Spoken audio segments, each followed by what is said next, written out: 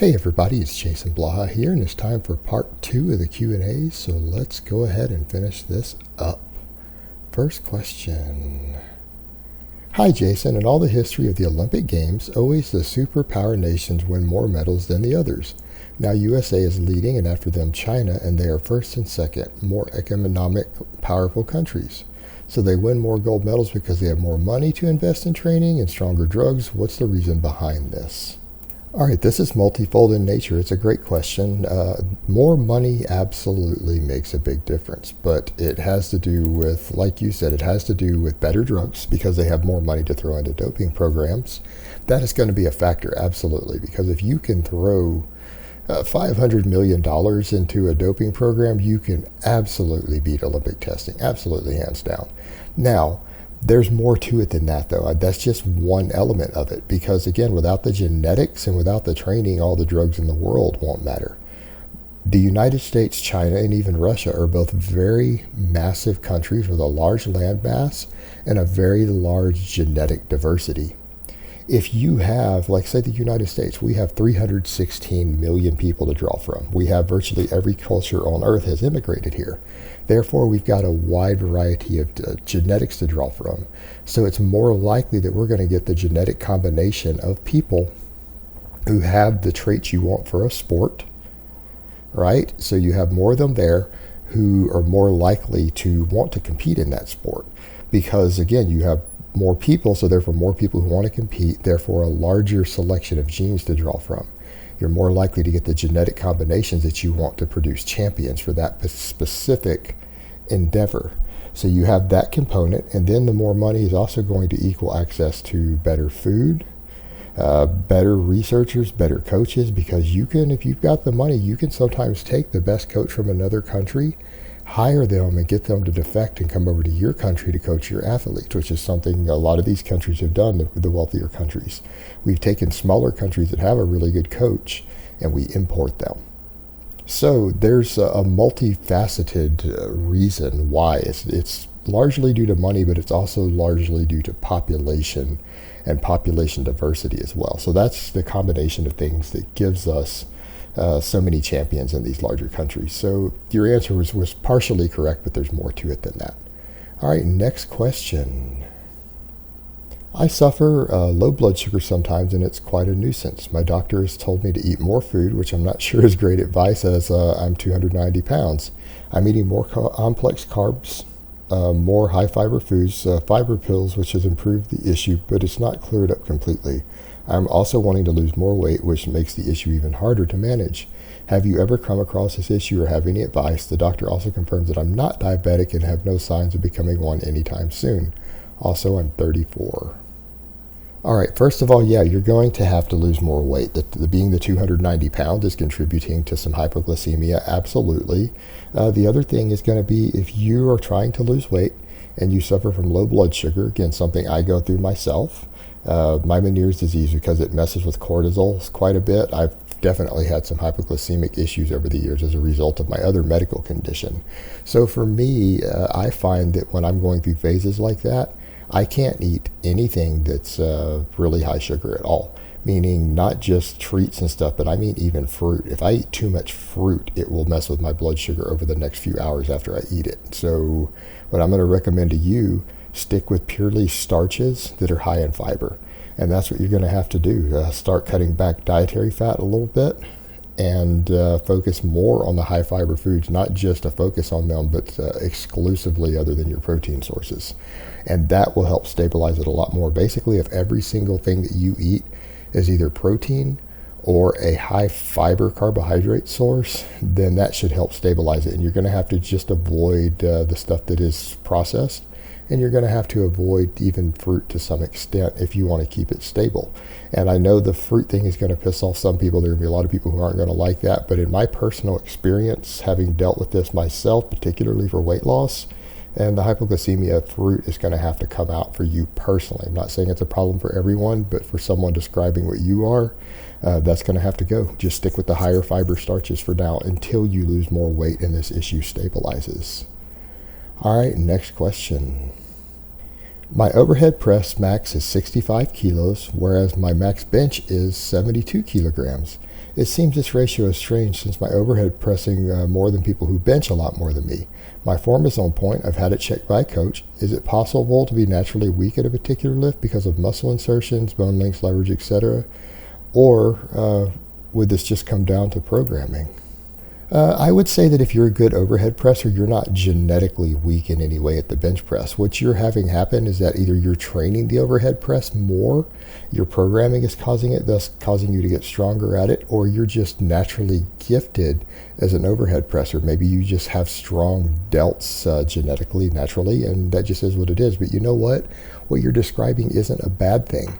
Most guys who can overhead press a lot are going to tend to have, they're going to be more fit in terms of functional strength. They're going to tend to look a little more aesthetic because they're going to have wider shoulders, and over time your overhead press will carry over to your bench. So the fact that you've gotten really good at the overhead press, because it sounds like you're probably still a somewhat novice lifter with a 72 kilo bench, but if you're doing a 65 kilo overhead press already, that's pretty impressive for that strength range. So over time your delts are just going to grow and get stronger, and so are your triceps, and that's going to carry over to a bigger bench. And over time, that is going to help you grow your chest and just improve your bench press. So you're not in a bad place. It's not something you should feel bad about. If anything, it means that you have more balanced and more functional strength than the guys you know who can bench a lot more than you. And over time, because you've got that secondary exercise, the overhead press, carried over so well to the bench press, that over time you're going to pass them probably. You just got to continue to put in the work and the training, and you're going to get there. So what you're doing is, there's nothing wrong. It's nothing to be ashamed of. In fact, we should all be so lucky to be able to overhead press a large amount in ratio to our bench press. It's actually, again, from a functional perspective, that's a good situation to be in. So don't feel bad about it. You just keep doing what you're doing. And if you want to get stronger on the bench now, put a little more focus on the bench. All right, next question. My last set of dips was in the beginning of January, and I didn't finish it because I started to feel pain in my sternum. Since that day, it still hurts. Sometimes I take a deep breath, stretch my chest, or try to do push-ups. I feel this big pain around my sternum area. I don't feel any pain if I do overhead press or bench press. Do you have any advice? Yeah, that sucks. That's not a good situation to be in. It's like I tell a lot of guys, the dip is an amazing exercise. It is probably one of the best exercises you can do. However, a segment of the population structurally cannot do it without a high risk of injury, which kind of makes that bad, because otherwise it's such a fantastic movement. But yeah, you're one of those people who injures their sternum easily. What you've done is you've like cracked a piece of the cartilage in your sternum. So you've actually snapped that cartilage, and it's going to take a long time to heal. What you're going to have to do, any exercise that causes any pain, any stretching that causes any pain there, you're going to have to completely quit doing that for months, because every time you stretch something and it hurts there again, you're re-tearing that cartilage. So you're re-injuring yourself. What I would also recommend that you do, if it's been hurting for that long, you're going to need to see a specialist. You're going to go need to see a physical therapist about it and to get their advice, because if it's been hurt for that long, I'm probably not going to be able to help you here. You're going to need an actual professional and expert in that field, so go talk to them. But definitely, I'm going to say that anything that causes any pain there, you're going to have to quit doing completely, or it's never going to heal. All right, next question. Strength training for children 10 years of age plus, does it actually inhibit growth and hurt joints? Is it a bad thing under the guise of a good coach with challenging weights that are not excessively heavy?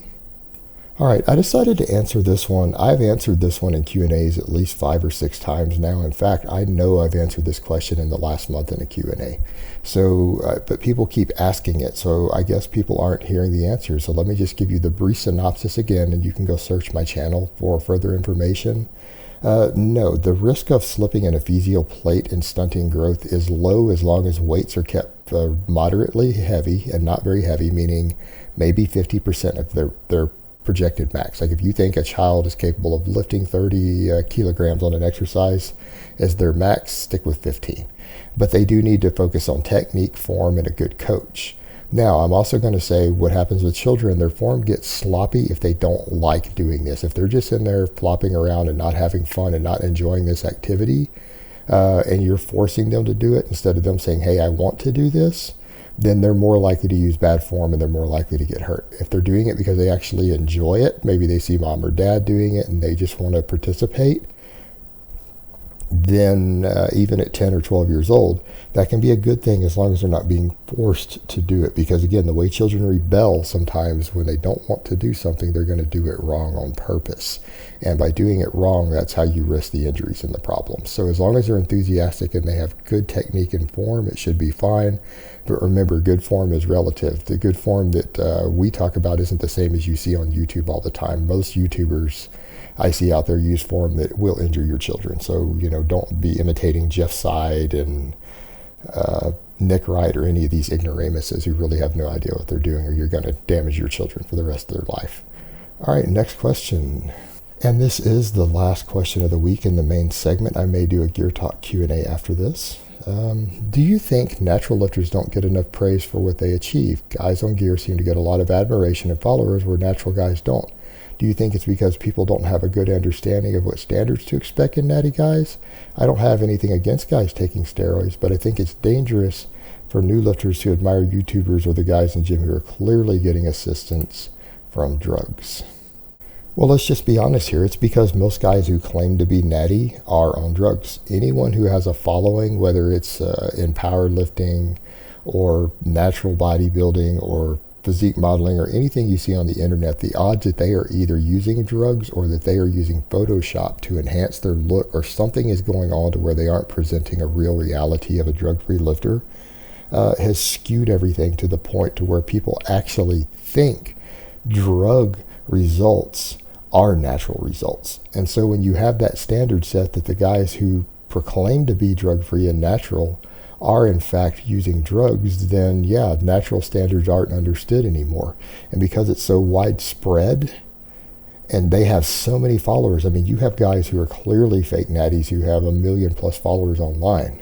And that's what they're promoting as doable natural if you just train really hard and perfect and have great nutrition, that can be done when they're actually on drugs. And so the problem there is that you will never ever have a realistic standard again in our society for a drug-free lifter.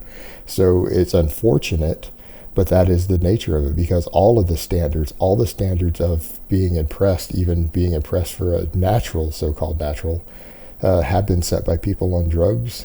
That's it. A truly natural person can never compete with those standards again. So what I would recommend is remember this.